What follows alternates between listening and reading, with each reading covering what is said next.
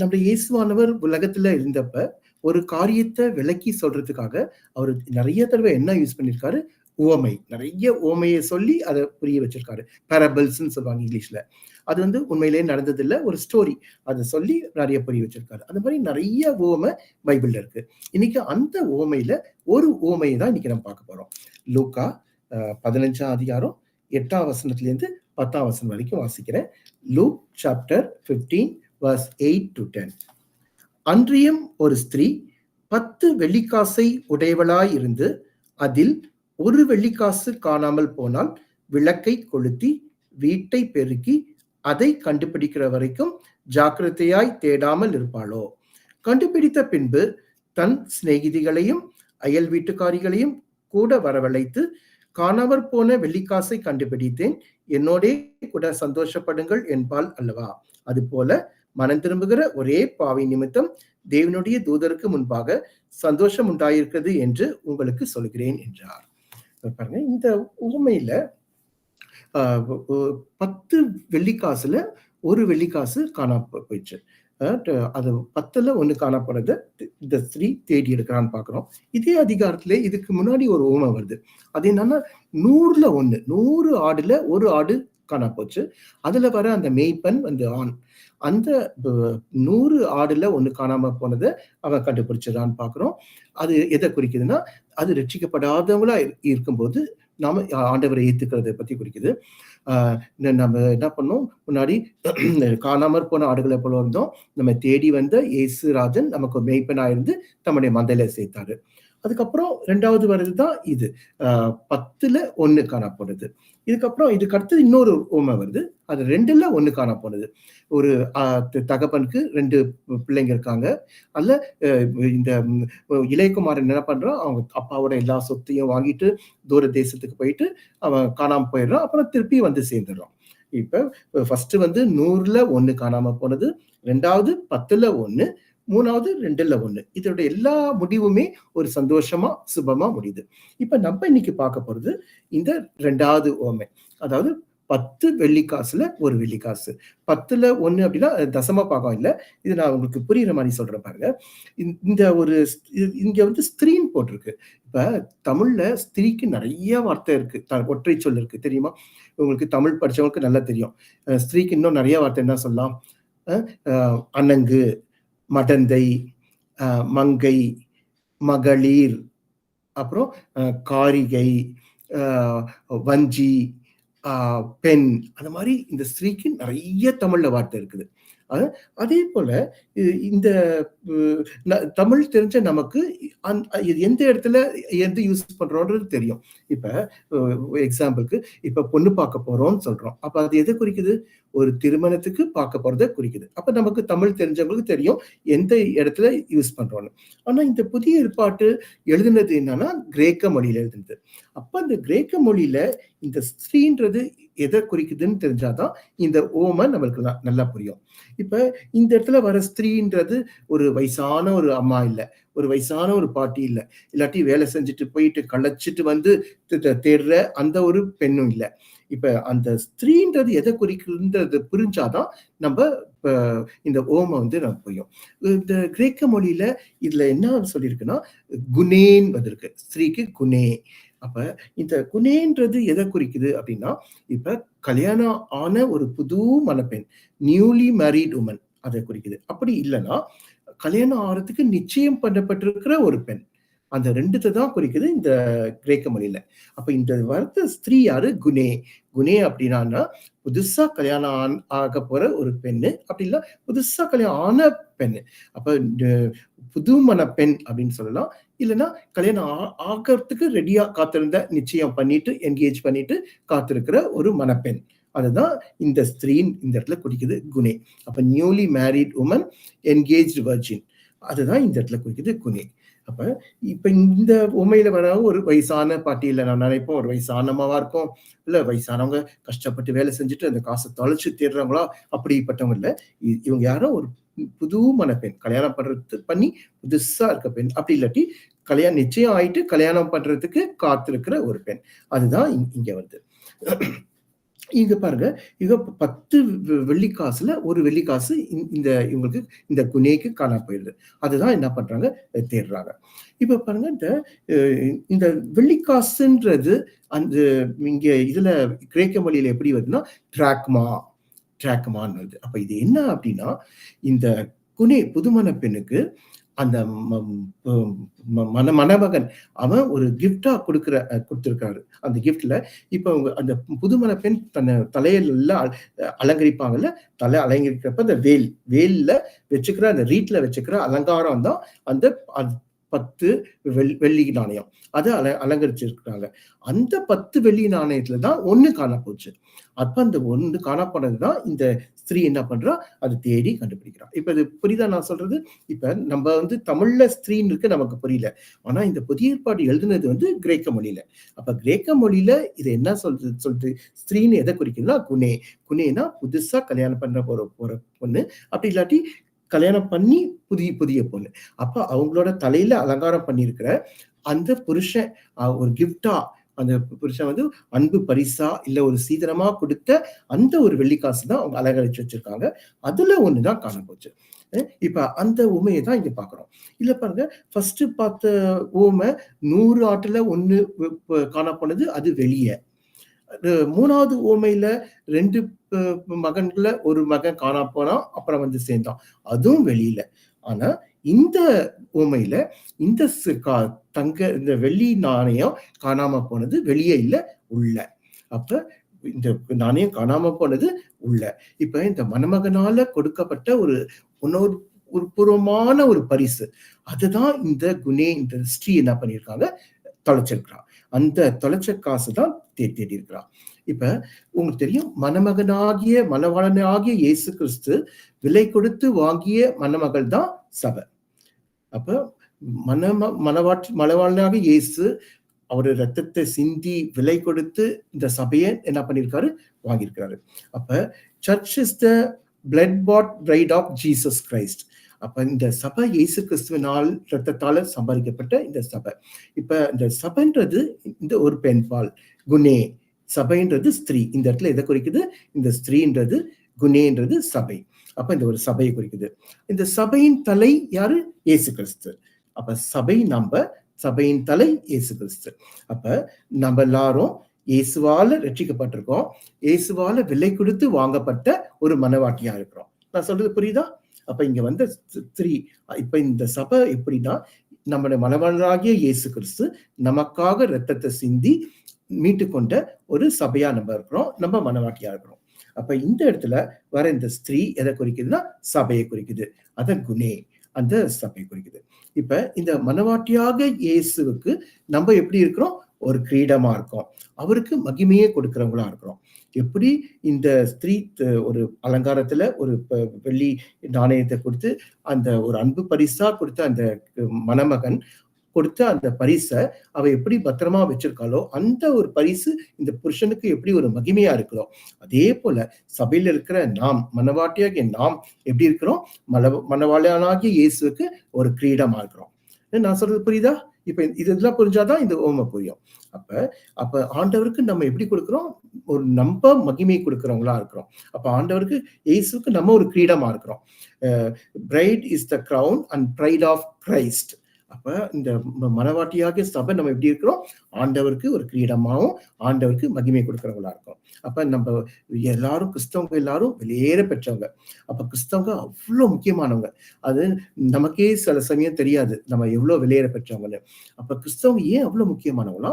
ஆண்டவர் அவர் ரத்தத்தை சிந்தி நம்மள மீட்டு கொண்டு ஒரு சபையா இருக்கிறோம். அவரை வெளியேறப்பட்ட ரத்தத்தால் மீட்டு கொண்டதுனால இன்னைக்கு நம்ம அவ்வளவு முக்கியமானவங்களா இருக்கோம். அதனாலதான் கிறிஸ்தவங்க ரொம்ப முக்கியமானவங்க.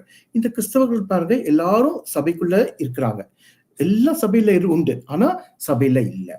இந்த கிறிஸ்தவங்க தேவ ராஜ்யத்துல இருக்காங்க, ஆனா இல்ல. அந்த வெள்ளி நாணயம் வீட்டுக்குள்ளதான் இருக்குது, ஆனா இல்ல. என்ன காணாம போயிடுச்சு. இது வெளியே இல்ல, வீட்டுக்குள்ளேயே நடந்தது. அதே போல இந்த சபையில நம்ம இருந்தாலும் எல்லாம் இருக்கிற மாதிரி இருக்கும், ஆனா நம்ம உண்மையிலே இல்ல. இந்த தேவ ராஜ்யத்துல இருக்கிற மாதிரி இருக்கும், ஆனா இல்ல. இந்த சில்வர் இந்த வெள்ளி நாணயம் வீட்டுக்குள்ளதான் இருக்குது, ஆனா இல்ல. எங்க என்ன ஆச்சு? எங்கேயோ காண போயிடுச்சு. அந்த வெள்ளி நாணயம் என்ன பண்ணுச்சு, எப்படியோ ஏதோ நடந்து அந்த அவ தலையிலேந்து கீழே விழுந்து, மேஜையில விழுந்து, அதை உருண்டு உருண்டு உருண்டு உருண்டு போய் தரையில போய் எப்படியோ அந்த சில்வர் நாணயம் என்ன பண்ணிடுச்சு, காணா போயிடுச்சு. அப்ப இந்த சில்வர் நாணயம், இந்த வெள்ளி நாணயம், காணாமல் போன வெள்ளி நாணயம் எங்க இருக்குது? வீட்டுலதான் இருக்குது. ஆனா அது எங்கேயோ ஒளிச்சு கிடக்குது. அது எங்க இருக்குதுன்னு தெரியல. அப்ப அதே போல சபையில நம்ம மனவாளனாகிய இயேசு கிறிஸ்துவினால ரட்சிக்கப்பட்டு அவருடைய விலையேறப்பெற்ற ரத்தத்தினால மீட்கப்பட்டவங்களாக நாம் என்ன பண்றோம்? இந்த சபையில இருக்கோம். சில சமயம் நம்ம என்ன பண்றோம்? நம்ம சபையில தான் இருக்கிறோம். ஆனா நம்ம என்ன பண்றோம்? மனவாளனாக இயேசுவுக்கு மகிமையை கொண்டு வர வேண்டிய நாம் சில சமயம் எப்படி இருந்துறோம்? நம்ம அவருக்கு ஒரு மகிமையை கொண்டு வராம நம்ம இந்த சபையில இருந்தாலும் நம்ம காணாம போன மாதிரி இருக்கிறோம். எப்படி இந்த வெள்ளிக்காசு வீட்டுக்குள்ளேயே காணாம போச்சோ அதே போல நம்ம எப்படி இருக்கிறோம்? காணாம போன மாதிரி ஆயிடுறோம். இங்க பாருங்க, இது ஒரு அப்போஸ்தலர்ல பாக்குறோம். ஐத்திகின்ற ஒரு பவுல் பிரசங்கம் பண்ணிட்டு இருக்கும்போது ஜன்னல் ஓரத்துல உட்காந்துட்டு என்ன பண்றாரு? கீழே விழுந்து அவரு செத்தே போயிடுறாரு. அத அவங்க பவுல் ஜெபம் பண்ணி உயிரை கொடுக்குறாரு. இது சபைக்கு வெளியே. அப்ப அது பின்வாங்கி போறது ஈஸியா தெரியுது. ஏன்னா ஜன்னல் ஓரத்துல உட்கார்ந்தவங்க கீழே விழுந்தது தெரியுது. ஐயோ இங்க உட்கார்ந்துதான் இவன் காணோம் அப்படின்னு கண்டுபிடிக்கிறாங்க, ஈஸியா கண்டுபிடிச்சிடலாம். ஆனா இந்த இடத்துல இந்த வெள்ளி நாணயம் காணா போனது எங்கன்னே தெரியல. ஆனா வீட்டுக்குள்ளதான் இருக்குது. ஆனா அதுக்கு காணா போயிடுச்சு எங்கன்னு தெரியல. அது போலதான் நம்ம சபையில தான் இருப்போம். சபைக்கு தான் வந்துட்டு இருப்போம். நம்மளுக்கு நல்ல பாட்டு பாடுவோம், அபிஷேகத்துல நிறைவோம், எல்லாம் இருக்கும். ஆனா உண்மையிலே நம்ம காணாம போயிருப்போம். இப்ப பாருங்க, சில சமயம் சபை ஆரம்பிச்சு கொஞ்சம் லேட்டா வருவோம். ஆரம்பிச்சு முடியறதுக்கு முன்னாடியே சீக்கிரமா போயிடும். லேட்டா சீக்கிரமா போயிடுவோம். நம்ம வரதும் தெரியக்கூடாது, நம்ம போறதும் யாருக்கும் தெரியக்கூடாது. அப்படின்ற நிலைமையில எத்தனையோ பேர் இருக்கலாம். நம்ம தேவ ராஜ்யத்துல தான் இருக்கிறோம், சபைக்குள்ளதான் இருக்கிறோம். ஆனா நம்மள காணவில்லை. எப்படி இந்த வெள்ளி நாணயம் வீட்டுக்குள்ளதான் இருக்குது, ஆனா அது காணல, எங்கேயோ கீழே ஒளிஞ்சு கிடக்கு. அப்ப இது நாணயத்துக்கு மட்டும்தான் தெரியும் இது எங்க இருக்குதுன்னு, யாருக்கும் தெரியாது. அதே போல இந்த நம்ம சபைக்குள்ள நம்ம இருக்கிறோம்னா நம்ம மறைஞ்சு எங்கேயோ இருந்தா அது நமக்கு மட்டும்தான் தெரியும். நம்ம வெளியே நம்மள காமிச்சிக்க மாட்டோம். இது மற்றவங்களுக்கு தெரியாது. நமக்கு தான் என்ன காரியத்தினால நம்ம ஒளிஞ்சிருக்கிறோம்ன்றது தெரியும். இப்ப இந்த குணேன்றது சபைக்கு அடையாளம்னு சொன்னேன். இந்த ஸ்திரீ சபைக்கு அடையாளம். இவ 10ல ஒரு வெள்ளி நாணயம் காணாம போச்சு. அப்ப அது எங்க வெளியே இல்ல, உள்ளே காணாம போச்சு. அதே போல இந்த நம்ம பின்வாங்கி போனா ஈஸியா தெரிஞ்சிடும். சபை விட்டு வெளியே போனா அது ஈஸியா தெரிஞ்சிடும். ஆனா நம்ம பின்வாங்கி எல்லாம் போகல, இங்கேதான் இருக்கிறோம். ஆனாலும் அது யாருக்கும் தெரியாது நம்ம உண்மையா ஆண்டவரோட எப்படி இருக்கிறோம். ஏதோ ஒரு காரணத்தை நிமித்தம் மறைஞ்சு ஒளிஞ்சு இந்த வீட்டுக்குள்ளேயே இந்த வெள்ளி நாணயம் இருந்தாலும் எப்படி மறைஞ்சு கிடக்குதோ அதே போல நம்ம சில சமயத்துல நம்ம மறைஞ்சு கிடக்குறோம். பாருங்க, இந்த வெள்ளி காசு ஒரு உழைப்பினால வந்ததில்லை, உழைச்சு வந்ததில்லை. இந்த மணமகன் இந்த மணமகளுக்கு அன்பா கொடுத்தது. அப்ப இது இங்கிலீஷ்ல சொல்லுவாங்க சென்டிமெண்டல் வேல்யூன்னு சொல்லுவாங்க. அப்ப அப்படி மணமகன் அன்பா கொடுத்த ஒரு பரிசு, அவர்கிட்டேந்து வந்த ஒரு பெருமதியான ஒரு பொருள். அதே போல சபையில இருக்கிற நம்ம எல்லாம் யாரு? ஆண்டவர் பார்வையில ஒரு பெருமதியானவங்க. இது நமக்கே தெரியாது. நம்ம ஆண்டவர் பார்வையில வெளியேற பெற்றவங்க, ஒரு பெருமதியானவங்க. நீங்க ஒவ்வொரு கம்யூனியன் சர்வீஸ்லயும் ஒரு பாட்டு பாடுவோம் தெரியுமா? வெளியேற பெற்ற திரு ரத்தமே, வெளியேற பெற்றவனாய் என்னை மாற்றிட விலையாக என்னை ஈந்தவரே. அப்ப நம்மள ஆண்டவர் வெளியேற பெற்றவங்களா மாத்திருக்காரு, அவருடைய வெளியேற பெற்ற ரத்தத்தை சிந்தி. அப்ப சபையில இருக்கிற நம்ம ஒவ்வொருத்தரும் எப்படிப்பட்டவங்கன்னா ஆண்டவர் பார்வையில பெருமதியானவங்க. எப்படி இந்த ஸ்திரீக்கு அந்த வெள்ளி காசு ஒரு பெருமதியோ, அந்த மணமகனால கொடுக்கப்பட்ட அந்த வெள்ளி காசு டிராக்மா எப்படி ஒரு வெளியேற பெற்றதோ பெருமதியானதோ, அதே போல நம்ம எல்லாரும் யாரு? பெருமதியானவங்க. இப்ப நம்ம எதனால பெருமதியானவங்கன்னா, நம்ம நல்லா படிச்சிருக்கிறதுனால பெருமதியானவங்க இல்ல. நம்ம நிறைய தாளந்து இருக்கு, நிறைய திறமை இருக்கு, வெள்ளையா இருக்கும், நல்லா இருக்கும், அதனால நம்ம ஒரு பெருமதியானவங்க இல்ல. இந்த பெருமதி நமக்கு எப்படி வந்துச்சு? இந்த இயேசுவானவர் என்ன பண்ணுவாரு? நமக்காக மரிச்சு அவர் ரத்தத்தை சிந்தி நம்மளை மீட்டு கொண்டதுனால நம்ம எல்லாரும் பெருமதி. இப்ப ஆண்டவர் பார்வையில எல்லாரும் ஒரே மாதிரிதான் இருக்கும். நீங்க என்னவா இருந்தாலும் ஆண்டவர் பார்வையில அவரோட பார்வையில எல்லாரும் ஒண்ணா இருக்கோம். எல்லாரும் பெருமதியான ஒரு டிராக்மா நாணயங்கள் தான். இத எத்தன பேர் விசுவாசிக்கிறீங்க? ஆண்டவர் பார்வையில யாரும் ஏற்றத்தாழ்வு இல்ல. நான் ஒரு மாரி, நீங்க ஒரு மாரி, அவங்க படிச்சவங்க, இவங்க ஏழை, பணக்காரவங்க எதுவுமே இல்ல. அவர் வெளியேறப்பெற்ற இரத்தத்தால சிந்தப்பட்டு அவரால் மீட்டுக் கொள்ளப்பட்ட ஒரு அந்த வெள்ளி நாணயம் தான் டிராக்மா தான் நம்ம. அப்ப ஆண்டவர் பார்வையில நம்ம விலையேற பெற்றவங்க, பெருமதியானவங்க. அது சாத்தான் கூட தெரியும். நமக்கு சில சமயம் தெரிய மாட்டேங்குது. நம்ம ஆண்டவர் பார்வையில எவ்வளவு விலையேற பெற்றவங்கன்னு. இப்ப ஆனா பிசாசு என்ன பண்றான்? சில பலவீனத்த வச்சு நம்மள என்ன பண்றான்? சபைக்குள்ளேயே காணாம போக வச்சிடுறான். ஏதாவது ஒரு பலவீனத்த கொண்டு வர்றான். ஏதாவது ஒரு காரியத்தை கொண்டு வந்து நம்ம சபையிலே காணாம போயிடுறோம். ஒரு எக்ஸாம்பிளுக்கு நான் சொல்றேன் பாருங்க. இப்ப ஒருத்தவங்க ரொம்ப குண்டா இருக்காங்கன்னு வச்சுக்கோங்க. அவங்களே பாவம் அவங்க இளைக்கிறதுக்கு அவங்க என்ன உபவாசம் இருப்பாங்க, ஃபாஸ்டிங் இருப்பாங்க, என்னதெல்லாம் பண்ணி பார்ப்பாங்க. ஆனா அவங்களால முடியல, ரொம்ப குண்டா இருக்காங்கன்னு வச்சுக்கோங்க. ஆனா சர்ச்சுல ஒருத்தவங்க பார்த்து, "ஐயோ! இவ்ளோ குண்டா இருக்கீங்களே! நீங்க எந்த கடையில அரிசி வாங்குறீங்க?" அப்படின்னு கேட்டாங்கன்னு வச்சுக்கோங்க. அவங்களே பாவம் அவங்க இளைக்கிறதுக்கு எவ்வளவோ ட்ரை பண்ணிட்டு இருப்பாங்க. இது வந்து அவங்களுக்கு ரொம்ப வேதனை தரும். அந்த வேதனைய காரணமா வச்சுட்டு பிசாசு என்ன செய்வான்? அந்த நபர காணாமல் போக வைப்பான். அவன் சபைக்குள்ளே இருந்தாலும் அவங்க காணாம போக வைப்பான். இது ஒரு எக்ஸாம்பிள்க்காக சொன்னேன். இப்ப சிலவங்க வந்து ரொம்ப மெலிஞ்சு போயிருக்கீங்கன்னு வச்சுக்கோங்க. ரொம்ப, "ஐயோ! நீ ஏன் இவ்ளோ மெலிஞ்சு போயிட்டீங்க? உங்களுக்கு என்ன சுகரா?"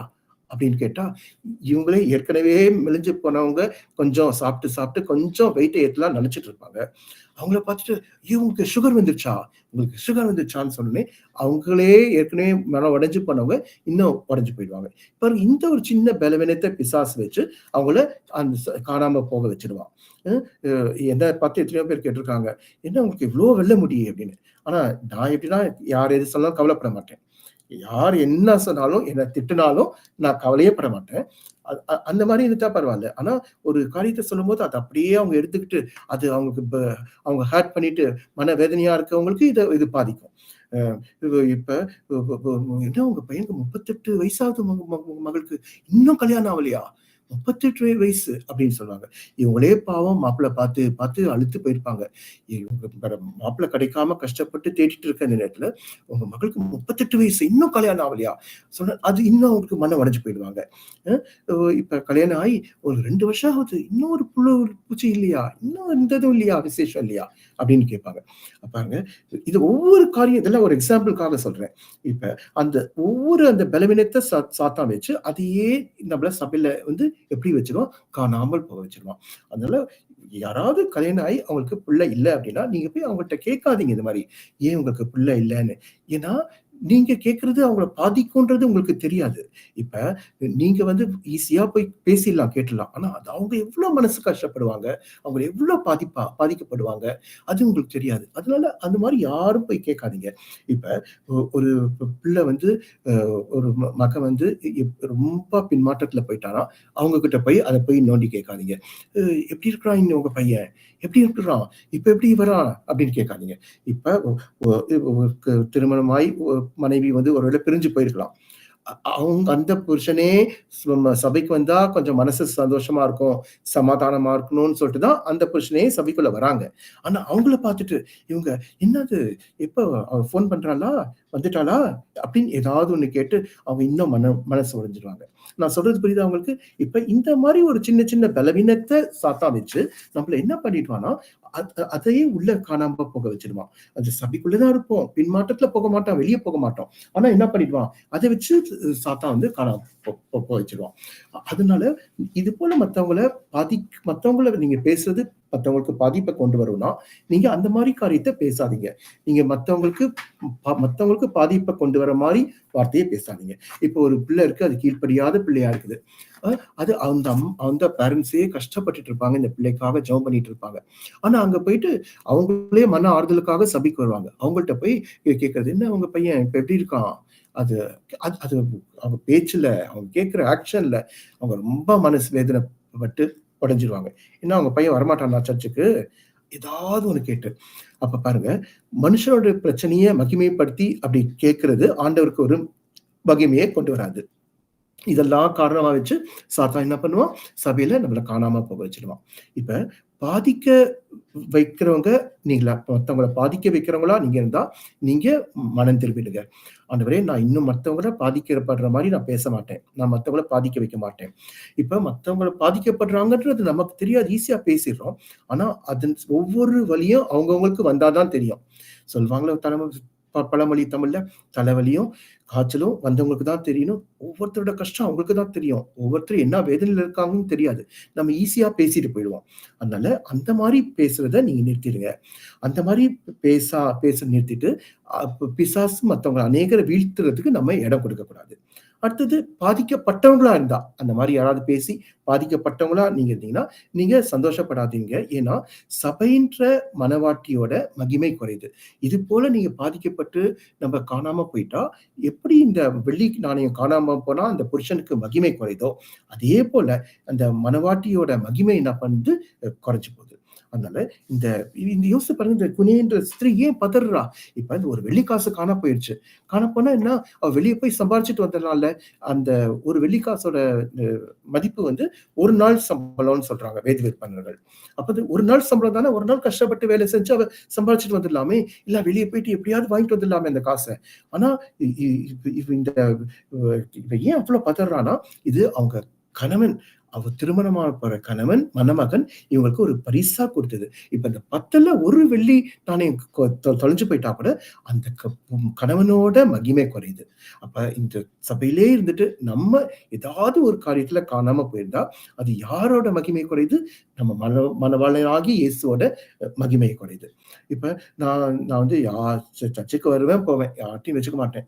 நான் பாட்டுக்கு வருவேன், போவேன். எதுலயும் சம்மந்தப்பட மாட்டேன். அந்த மாரி உங்கள எத்தன பேர் இருக்கீங்க? யோசிச்சு பாருங்க. அந்த மாரி நீங்க இருந்தீங்கன்னா, உங்களால இயேசுவுக்கு கொடுக்க வேண்டிய வரவேண்டிய மகிமை குறையுது. அப்ப நம்ம சபையில இருக்கிற நம்ம இயேசுவுக்கு எப்படி இருக்கணும்? மகிமை கொடுக்கிறவங்களா இருக்கணும். அப்ப அ இயேசுக்கு மகிமை கொடுக்கிறவங்களா இருக்கும்போது மட்டுமே நம்ம ஆசீர்வாதமா இருக்கணும். சரி, இப்ப இந்த வெள்ளி நாணயம் தொலைஞ்சு போச்சு. ஆனா, அத எப்படி கண்டுபிடிக்கிறது? இப்ப அதே வசனத்துல பாருங்க. ஃபர்ஸ்ட் அவன் என்ன பண்றான்?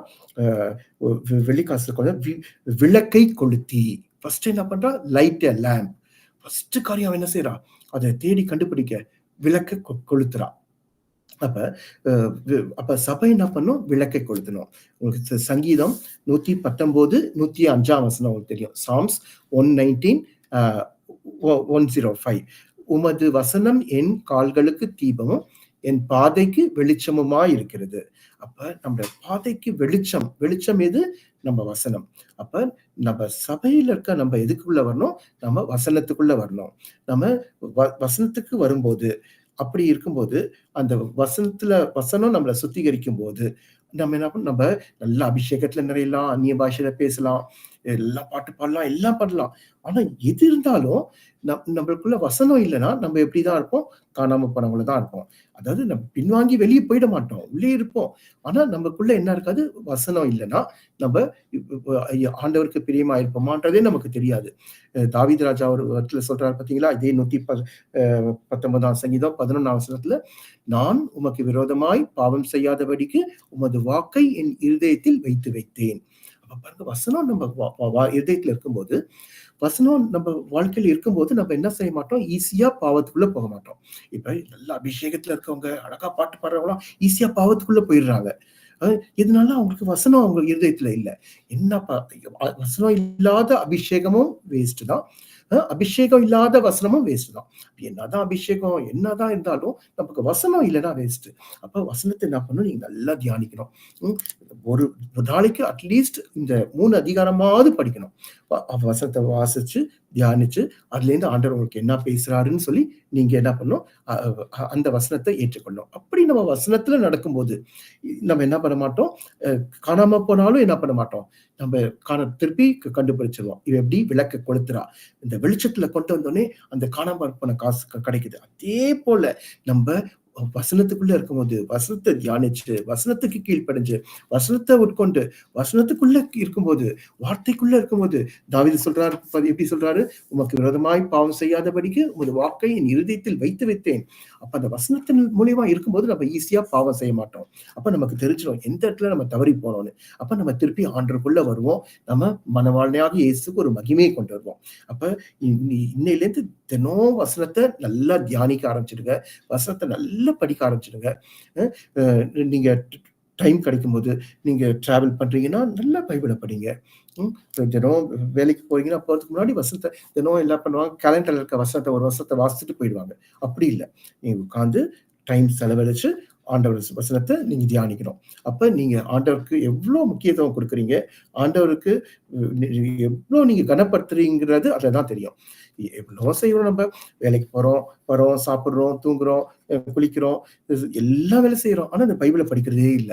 பைபிள்லாம் ப ப நம்மளுக்கு அவ்ளோ இதாயிருச்சு. சண்டே வந்தா சும்மா பைபிள கையில தூக்கிட்டு வந்துர்றோம். அங்க வசனத்த கேட்கலாம் அப்படின்னு. அந்த மாரி இருக்கக்கூடாது. நீங்க உங்க தனிப்பட்ட வாழ்க்கையில வசனத்த உட்கொண்டு, வசனத்த வாசிச்சு தியானிக்கணும். அப்ப ஃபர்ஸ்ட்டு அவ என்ன செய்றா? விளக்க கொளுத்துறா. அப்ப விளக்கு வசனம், நம்ம வசனத்துக்குள்ள வரணும். அப்ப வசனத்துக்குள்ள வரும்போது, நம்ம நிச்சயமா என்ன பண்ணுவோம்? கண்டுபிடிக்கப்படுவோம். வசனம் இல்லன்னா, உங்க வாழ்க்கையில விசனம் தான். அப்ப வசனம் ரொம்ப ரொம்ப முக்கியம். அடுத்தது 2வது என்ன செய்றா அவ? விளக்கை கொளுத்தி, வீட்டை பெருக்கி. பாருங்க, அ வீட்டை என்ன பண்றா? பெருக்குறா. ம். இது அ வ விளக்க கொளுத்துறது மட்டும் இல்ல, வீட்ட சுத்தம் பண்ணி என்ன பண்றா? பெருக்கி அ சுத்திகரிக்கிறா. அப்ப வசனத்த வாசிக்கிறது மட்டும் இல்ல, அடுத்தது நம்ம என்ன பண்ணணும்? சுத்திகரிக்கப்படணும். இப்ப அந்த காலத்துலலாம் பாவம் செய்றதுன்றது ரொம்ப கஷ்டம். ஆனா இப்ப பாவம் ரொம்ப ஈஸியா செஞ்சிடலாம். ம். நம்ம பிள்ளைங்க பாவம் செய்றது ரொம்ப ஈஸியா இருக்கு. பாவம் வந்து ரொம்ப ஈஸியா விழுந்துடலாம். ஏன்னா, அந்த காலத்துலலாம் இன்டர்நெட் அதெல்லாம் அவ்வளோ கிடையாது. இப்ப ஈஸியா பாவம் செஞ்சிடலாம். மறைஞ்சிருந்து பாவம் செஞ்சிடலாம். அப்ப வீட்டுக்குள்ள எப்படி வேணா பாவம். அந்த மாரி அசுத்தமான உலகத்துல இருக்கோம்.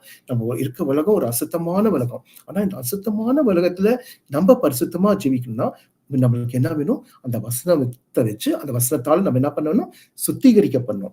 அப்ப அந்த சுத்திகரிக்கப்படும்போது தான், நம்ம என்ன பண்ண முடியும்? அ அ அப்ப அந்த ஆண்டவருக்குள்ள ஆண்டவருக்கு ஒரு மகிமையை கொண்டவர்களா இருக்க முடியும். இந்த ரொம்ப ஈஸியா அந்த காலத்துல பாவம் செஞ்சிடலாம். பிள்ளைங்க ஈஸியா பாவத்துல விழுந்து போயிருங்க. ஆனா, நம்ம எப்படி இருக்கணும்? பரிசுத்தமா இருக்கணும். அப்ப அசுத்தத்தெல்லாம் நம்மள விட்டு அகற்றணும். அப்ப பரிசுத்தமா வாழணும். நம்மோட அசுத்தமான வார்த்தைகள் நம்ம வாயிலேருந்து வரக்கூடாது. நம்ம வாயிலேருந்து ஒரு பரிசுத்தமான வார்த்தை தான் வரணும். அசுத்தமான சிந்தனைகள் வரக்கூடாது. அ அசுத்தமான நடத்தைகள் இருக்கக்கூடாது. அப்ப நம்மளோட வார்த்தைகள்ல, நம்மளோட சிந்தனைகள்ல, நம்ம நடத்தைகள்ல எல்லாத்தையும் அசுத்தத்த நீக்கி நம்ம பரிசுத்தமா இருக்கணும். அப்ப நம்ம வாழ்க்கைய பரிசுத்தமா இருக்கும்போது, ஒரு வசனம் இருக்கு, "பரிசுத்தம் இல்லாமல் ஒருவனும் கர்த்தரை தரிசிப்பதில்லையே." அப்ப க பரிசுத்தம் இல்லாம நம்ம ஆண்டவர தரிசிக்க முடியாது. பரிசுத்தம் இல்லாம நம்ம ஆண்டவர திருப்திப்படுத்த முடியாது. அப்ப ஆண்டவருக்கு பிரியமா நடக்கணும்னு அப்படின்னா, நம்ம எப்படி இருக்கணும்? நம்ம வாழ்க்கையில பரிசுத்தமா இருக்கணும். என்ன அபிஷேகம் எல்லாம் பண்ணோம். அந்நிய பாஷை பேசுறோம். நம்ம வாழ்க்கையில பரிசுத்தம் இல்லன்னா, எல்லாமே வேஸ்ட். அதுக்கு தான் சொன்னா வசனம் இருக்கணும். அந்த வசனத்த கொண்டு வந்து விளக்கை கொளுத்தி, வசனத்த கொண்டு வந்து, அடுத்தது வீட்டை பெருக்கி, அ ஸ்வைப் த ஹவுஸ்ன்றான். வீட்ட பெருக்குறான். அப்ப சுத்திகரிக்கிறான். அப்ப வசனத்தின் மூலமா நம்ம பரிசுத்தமாக்கப்படணும். சுத்திகரிக்கப்பட்டு, நம்மளுடைய வாழ்நாளாக இயேசுக்கு நம்ம எப்படி இருக்கணும்? ஒரு மகிமையை கொண்டு வரவங்களா இருக்கணும். அப்ப இந்த பரிசுத்த ஆவியானவர் நமக்கு வாழ்க்கையில சுத்திகரிக்க நமக்கு இடம் கொடுக்கணும். அப்ப பரிசுத்த ஆவியானவர் நமக்குள்ள இருக்கும்போது, நம்ம செய்ற சின்ன சின்ன பாவத்த அவர் வெளிப்படுத்துவாரு. ஐயோ! இப்படி செஞ்சா இது தப்பு. யாரோட நமக்கு பகை வேண்டாம். பகை இல்லாம இருக்கிறோம். ஆவியானவர் நமக்கு வெளிப்படுத்துவாரு. எதுக்கு நம்மளுக்கு பகை? இவங்களோட எதுக்கு நம்மளுக்கு பகை? இவங்களோட எதுக்கு பகையா இருக்கணும்? ஒரு சமாதானமா இருக்கலாம். அப்படின்னு சொல்லி ஆவியானவர் நமக்கு வெளிப்படுத்துவாரு. நம்ம வசனத்த வாசிக்கும்போது. அப்ப அந்த அப்படி ஆவியானவரால நம்ம என்ன பண்ணணும்? சுத்திகரிக்கப்படணும். அப்ப வசனம் வெளிச்சமா வந்து இந்த வீட்ட சுத்திகரிச்சதுக்கு அப்புறம் இந்த நாணயம் கண்டுபிடிக்கப்பட்டுச்சு. அ நான் சொல்றது புரியுதா? இப்ப பாருங்க இந்த 10ல ஒரு நாணயம் காணாம போன நாணயம் எப்படி கண்டுபிடிக்கப்பட்டுச்சு? அவ விளக்க கொளுத்துறா. வீட்ட சுத்திகரிக்கிறா. அதே போல நம்ம வாழ்க்கையில நம்ப காணாமல் போயிருந்தாலும் சபைக்குள்ளே இருந்து நம்ம என்ன பண்ணணும்? வசனத்துக்கு வரணும். வசனத்தின் மூலமா நம்மள சுத்திகரிச்சு நம்ம பரிசுத்தமாக்கும்போது, அப்படி சரியான ஏதோ ஒரு காரணத்தினால நம்ம சபையில தேவனுடைய ராஜ்யத்துல சபையில மறைஞ்சிருந்தாலும், அ இந்த வசனத்துக்குள்ள வந்து நம்ம எப்படியாவது சுத்திகரிச்சு ஆண்டவருக்கு ஒரு மகிமை கொண்டவர்களா இருக்கணும். அப்ப தேவ ராஜ்யத்துல நம்ம இருந்தாலும், நம்ப ஆண்டவருக்காக ஏதாவது ஒரு விதத்துல பயன்படணும். நான் பாட்டுக்கு வருவேன் சர்ச்சுக்கு. நான் யார்ட்டயும் பேச மாட்டேன். யார்ட்டயும் வச்சுக்க மாட்டேன். அ எ எ அந்த மாரி இருக்கக்கூடாது. நான் சொன்ன மாரி லேட்டா வந்துட்டு சீக்கிரமா சர்ச்சுக்கு போறது. சர்ச்சை விட்டு போயிடுது. சர்ச்சுக்கு வர்றது லேட்டு. ஆனா முடியறதுக்கு முன்னாடி சீக்கிரமா ஓடி போயிடுவாங்க யாரையும் பார்க்காம. அந்த மாரி இருக்கக்கூடாது. இப்ப முன்னாடிலாம் உங்கள பார்த்தா தெரியும் நீங்க இந்த ஊழியம் செய்றீங்க. இப்ப பார்த்தா உங்களுக்கு என்ன ஒண்ணுமே தெரியல. நீங்க சபையில இருக்கீங்களான்னே தெரியல. அப்ப அந்த மாரி மறைஞ்சு கிடக்குறோம். நம்ப எப்படி இந்த வெள்ளி காசு மறைஞ்சு கிடச்சோ, அந்த மாரி இருந்ததா நம்ம ஆண்டவராகிய இயேசுக்கு மகிமை கொண்டு வர மாட்டோம். அந்த ஒரு வெள்ளி காசு குறைஞ்சது அந்த மணவாளனுடைய மகிமையை குறைக்குது. அதே போல நம்ப ஆண்டவருடைய இயேசு கிறிஸ்துவாகிய மணவாளனுடைய மகிமையை குறைக்கிறவங்களா நம்ம இருக்கக்கூடாது. நம்ம எப்படி இருக்கணும்? ஆண்டவருக்கு மகிமையை கொண்டு வரவங்களா இருக்கணும். அப்ப உண்மையிலே ஒரு ஒரு பெருமதியான நாணயம், பெருமதி இல்லாம மறைஞ்சு கடந்து, வீழ்ந்து கடந்து, ஒளிஞ்சு கடந்தது எப்படி விளக்க கொளுத்தி அது சுத்திகரிக்கப்பட்டோனே அது கிடைச்சதோ, அதே போல உண்மையான பெருமதி இல்லாம நம்ம மறைஞ்சு விழுந்து போய் ஒளிஞ்சு போய் நம்ம வாழ்க்கையில கடந்தாலும் நம்ம வசனத்தின் மூலமா பரிசுத்தப்பட்டு ஆண்டவருக்காக பிரகாசிக்க முடியும். இன்னைக்கு நம்ம மறுபடியும் நம்ம கண்டுபிடிக்க பண்ணோம் அப்படின்னா நம்ம செய்ய வேண்டிய காரியம் தான் வசனத்தை தியானிச்சு வசனத்துக்குள்ள வந்து நம்ம இது எப்படி இந்த ஸ்திரீ சுத்திகரிச்சாலோ அதே போல நம்ம பரிசுத்த பண்ணும் சுத்திகரிக்க பண்ணும். அப்படி சுத்திகரிக்கப்பட்டு நம்ம ஆண்டவராகிய இயேசுக்கு எப்படி இருப்போம்? ஒரு மகிமையை கொண்டு வர, ஒரு சந்தோஷத்தை கொண்டு வர ஒரு சபையா இருப்போம், மனவாட்டியா இருப்போம்.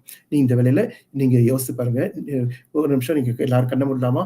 நீங்க எந்தாவது ஒரு விதத்துல ஆண்டவருக்கு மகிமையை கொண்டு வராம இருந்திருக்கீங்களா? நான் உள்ளதான் இருக்கிறேன். வெளியே பின்வாங்கி போனா தெரிஞ்சு போயிடும். பின்வாங்கில போல. உள்ளதான் இருக்கிறேன். ஆனாலும் என்னால ஆண்டவரோட மகிமை குறையுதா? ஆண்டவருக்கு கொடுக்க வேண்டிய கனம் என்னால குறையுதா?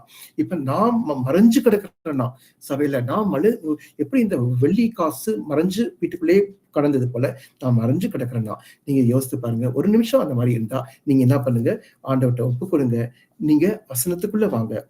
வசனத்தால சுத்திகரிக்கப்பட்டு பரிசுத்தமாக்கப்பட்டு நம்ம ஆண்டவருக்கு மகிமையே கொண்டு வர ஒரு விசுவாசியா மகிமையை கொண்டு வர்ற ஆண்டவரோட பிள்ளைங்களா இருக்கும்போது கர்த்தர் நம்ம எல்லாரையும் ஆசீர்வதிப்பாரு. நீங்க இன்னைக்கு உங்களை ஒரு நிமிஷம் தியானிச்சு பாருங்க. நீங்க எந்த காரியத்தினாலாவது நம்மளால ஆண்டவரோட மகிமை குறையுதா? ஏதாவது ஒரு காரியத்துல நம்ம இன்வால்வ் ஆகல. ஆண்டவர் ஊழியம் செஞ்சுட்டு இருப்போம். அதை அப்படியே ஸ்டாப் பண்ணியிருந்திருப்போம். அப்ப அது நம்ம ஆண்டவருக்கு மகிமையை குறைக்குது. அப்ப நம்ம ஆண்டவருக்கு ஒரு மகிமையை கொடுக்கிறவங்களா இருக்கணும். இந்த ஸ்திரீ அந்த வெள்ளி காசை மணமகனால கொடுக்கப்பட்ட பரிசை தேடி கண்டுபிடிச்சிடலாம். ஏன்னா அது அவளால வெளியே போய் சம்பாரிச்சு வாங்கிட்டு வந்துட முடியும். ஆனா அப்படிப்பட்ட ஒரு காசு இல்லை. இது உணர்வுபூர்வமா மணமகன் கொடுத்த காசு. அதே போல சபை ஆண்டவராக இயேசு கிறிஸ்துவினால வெளியேறப்பட்ட ரத்தத்தினால கழுவப்பட்டு அவருடைய ரத்தத்தினால் மீட்கப்பட்ட நாம் அப்ப நம்ம மணவாளனுக்கு மகிமைய சந்தோஷத்தை கொடுக்கிறவங்களா இருக்கணும். நீங்க எல்லாரும் இன்னைக்கு உங்களை தியானிச்சு பாருங்க. நீங்க வசனத்துக்குள்ள வாங்க, பரிசுத்தமாங்க. கர்த்தர் உங்களை எல்லாரையும் ஆசீர்வதிப்பார். God bless you. ஆமென்.